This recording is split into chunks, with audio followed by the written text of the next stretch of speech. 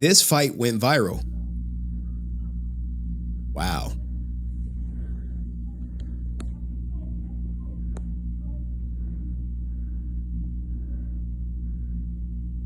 As you see, Alan, the guy from Reacher, you would think he's assaulting this man, right? You would think like, oh my goodness, what's going on? Why is he attacking him? The guy would even go on to do an interview talking about the situation. But it gets worse, right? Because you have these people who come out and play victim when in reality, they were the aggressor all along. He's Reachering him. Yeah, he did go full Jack Reacher on him. Now, we really can't make out what was said, but the guy actually did an interview talking about everything that, if you will, transpired between him and the actor. Saturday morning and I'm an experienced motorcycle rider. I've been riding bikes all my life. So, from dirt bikes to street bikes and etc. But I'd heard this incestuous revving and speeding through our neighborhood of the motorcycle. I eventually saw the guy on Saturday. I didn't know who it was. And I sort of like flippantly sort of said, "Guy, like he was quite a way." And I said, "Can you just slow it down, please?" And then there are numerous people in my neighborhood who caught all of this on Ring doorbells of him speeding through the neighborhood. And on Sunday, when I was cleaning my bike outside my house, he rode past once, twice, and on the second time, I walked out in front of him and I said, "You've got to stop. Someone's going to get hurt." And it escalated quite quickly from there. Karen or a Chad is what they call him. I did push him because he was coming towards me on his bike. He did it again for a second time. I pushed him a second time. And I think the second time he got off his bike and it kicked the crap out of me. And you can see he hit me in the back of my head. I went to the ground and covered myself. I've had such a shitty day today, and I don't wish the guy any malice or ill will, but we just don't need people riding through neighborhoods like this. And I just decided, I'm take a stand because someone else has to, because it's going to end up way worse than it could have. Now, you would think that, he was just, taking a stance against Alan Ritchson for riding through the neighborhood crazy, right? Well, good thing Alan was wearing a body camera, right? Because the body cam captures a completely, I would just say the full story of what happened. Let's see right here.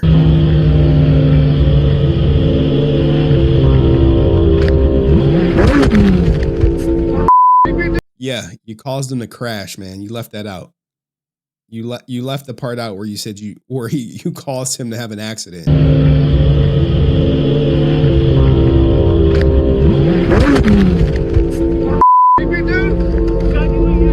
Are you kidding me, bro? Hold on. Stand in front of a again, dude. We're doing what? You threatened my safety, bro. Are you kidding me?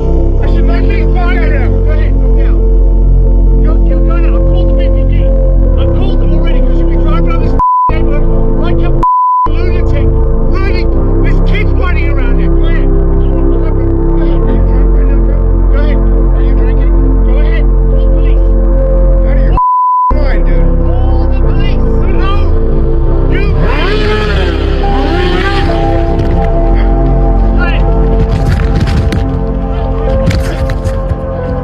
Fucking out of your goddamn mind. Stay down. Are you fucking stupid? Jesus Christ.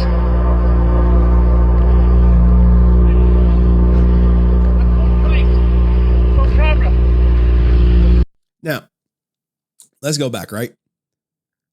The police were 100% called. No arrests were made. If anything, they should arrest this guy right here Kidding me, bro? for causing an accident, standing in front of a moving vehicle who was going what looks to be like 20 miles per hour. You can kind of see at the speedometer, but it's like 18 miles per hour. He's with his kids. He's not doing 50 through the neighborhood. You just got this guy who was just like, I'm tired of people revving their bikes, as he has his dirt bike parked in the street right here, looking, I'm guessing, for some interaction.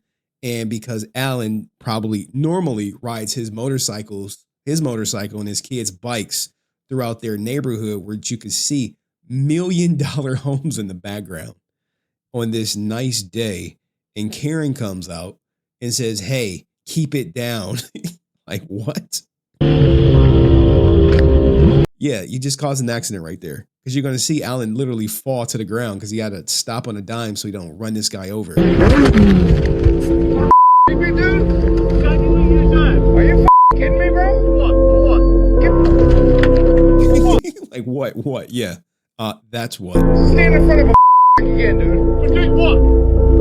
You threatened my safety, bro. Are you kidding me? Yeah, you 100% threatened his safety by standing in front of him while he's riding through the neighborhood. 100%. I should not be fired at him. Go ahead, go down. You're gonna. I've called the BPD. I've called them already because you've been driving around this neighborhood like a lunatic. Running. There's kids running around here. Go ahead. Go ahead, bro. Go ahead. Are you drunk right now, bro? Go ahead. Are you drinking? Go ahead. Call the police. Out of your mind, dude. Call the police. No. You. Yeah, man, this is insanity. Now, kudos to Alan for not like completely destroying this guy during the fight. I mean, he did hit him a couple times and said, "Stay down."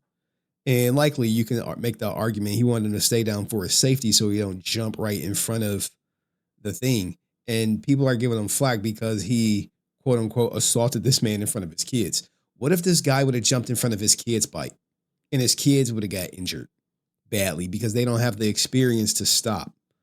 Or what if Alan got injured badly? Career-ending injury. This type of carelessness needs to be deterred. You need to send a strong message. Now, the right message would probably be giving the guy a citation after he got beat up. But in this case, I think the thrashing, if you will, would suffice. Let me know what you think in the comments section. If you believe the guy in the blue was right for jumping in front of Alan, or if you believe Alan went too far by essentially beating up the guy in the blue for almost causing an accident in front of his kids. Like, it could have been very bad. Like, his kids could have crashed into his father too. So, you know, these are little things you need to think about.